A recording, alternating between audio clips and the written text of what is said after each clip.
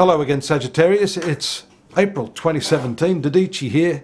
For those of you who are new, welcome and thanks for popping by. I hope you'll join us again now and hereafter. And just to let you know, this is a very, very brief synopsis. We're just skimming the surface of some of the important transits that may be happening for you during this important month of the year. We see the fire sign, Aries, is your love affairs sector, and there we have three planets transiting now. One of them, Venus, the planet of love, should ordinarily, with the exalted sun, bring with it some really good opportunities in romance. You're feeling more creative right now, and some of that creativity, those activities or hobbies could be linked to some new love affair.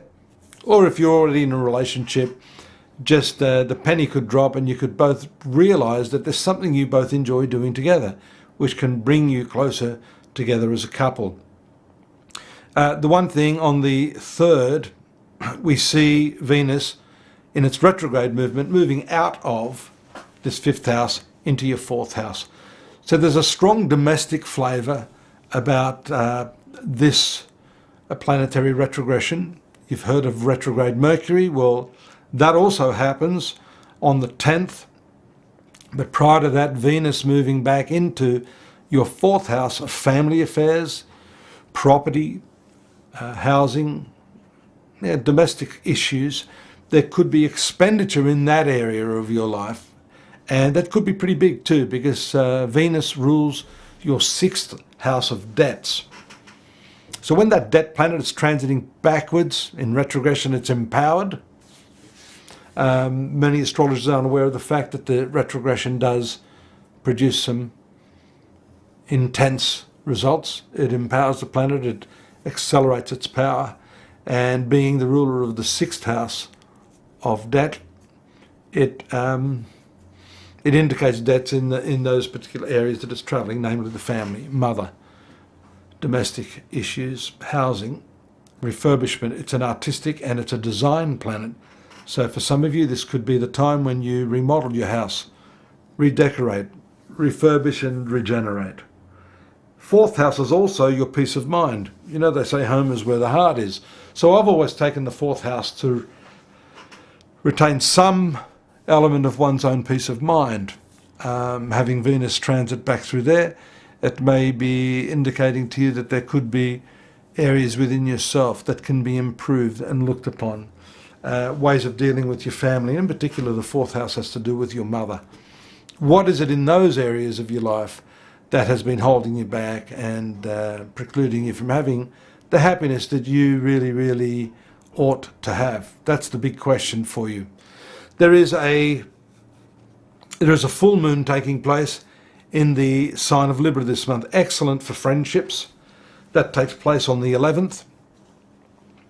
That full moon shows lots of opportunities to not just meet people, but the moon is a very emotional planet, and having Jupiter in your 11th house now is also very good. That shows us your ability to connect on a heart level with people. You know, there are those moments where you bump into people and you just go bang. You just feel rather than think. You know, you can have good conversation with people. But this one, I feel, has to do with making those really strong connections from an emotional and spiritual base. It gives you a lot of satisfaction on that level. Then we see, we've talked about this 6th house, which is your work and your health. We've talked about this in the past, but this is where the new moon takes place on the 26th. And it sort of sees the month out. That 6th house has to do with your health regime, your exercise regime, your diet, your day-to-day work activities, and also your co-workers and the place of work. So whenever the new moon takes place, it points us in the direction of where changes are likely to take place.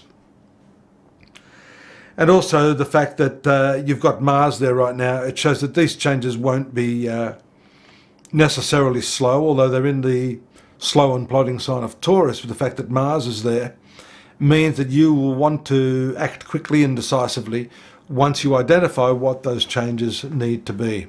So good luck in that, because I think big changes are coming, and on balance this should likely be a good month for you. Do take the time to pop in at astrology.com.au. You can see more detail on April, but along with that, the year in focus 2017. I've done a whole rundown for you, Sagittarius, on what's happening in the coming months. I hope you'll avail yourself of that until next month. So see you here again. Here's hoping, fingers crossed. Take care and good luck. Bye-bye.